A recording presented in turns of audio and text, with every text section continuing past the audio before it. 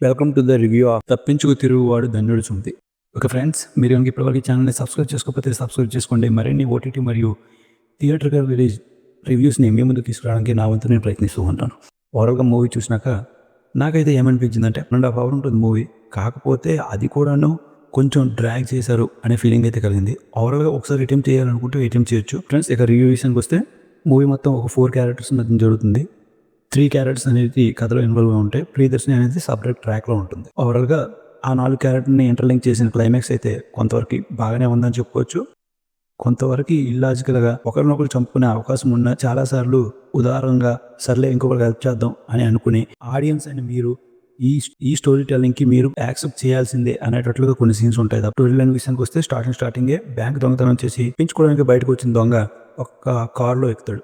ఆ కార్లో ఎక్కిన పర్సన్ తర్వాత ఒక లాడ్జ్కి వెళ్తారు. ఆ డ్రైవర్ మరియు దొంగ ఇద్దరు కలిసి ఒక లాడ్జ్లో అనుకోని పరిస్థితుల్లో స్టే అవ్వడానికి వెళ్తారు. అలా అయిన తర్వాత వాళ్ళకి ఇంకో క్యారెక్టర్ ఇన్వాల్వ్ అవుతుంది.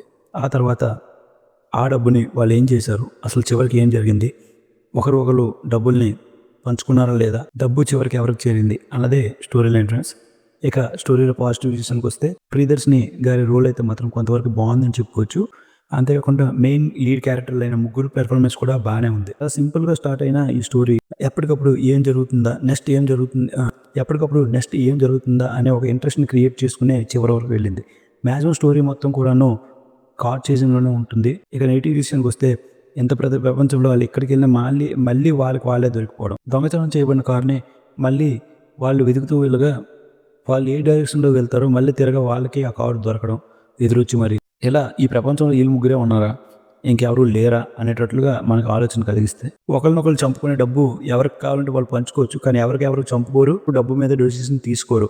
కానీ ఆ డబ్బుని వాళ్ళు పొందడానికి కొన్ని ప్రయత్నాలు చేస్తూ ఉంటారు. అవి మనకి అంత కన్విన్స్ చేసేటట్లుగా ఉండవు. ప్రియదర్శిని గారి లవ్ ట్రాక్ బాగానే ఉంది, కానీ ఆ స్టోరీని కొంచెం పెంచి ఉంటే ఇంకా కనెక్టివిటీ ఇంకొంచెం బాగుండేది అనే ఫీలింగ్ కలిగింది. కొన్ని దగ్గర కెమెరా వర్క్ అనేది చాలా పూర్గా ఉంది. మూవీ స్టార్టింగ్లో బుల్లెట్ తగిన పర్సన్ చాలాసేపు అదే బుల్లెట్తో సర్వైవ్ అవుతాడు. మనకు అక్కడ కొంతవరకు ఇల్లాజికల్గా అనిపిస్తుంది. ఓకే ఫ్రెండ్స్, ఈ మూవీ నేను ఇచ్చే రేటింగ్ 2 out of 5. మీరు ఇంక ఇప్పటివరకు ఈ ఛానల్ని సబ్స్క్రైబ్ చేసుకోకపోతే సబ్స్క్రైబ్ చేసుకోండి మరిన్ని వీడియోస్ కోసం. Thank you.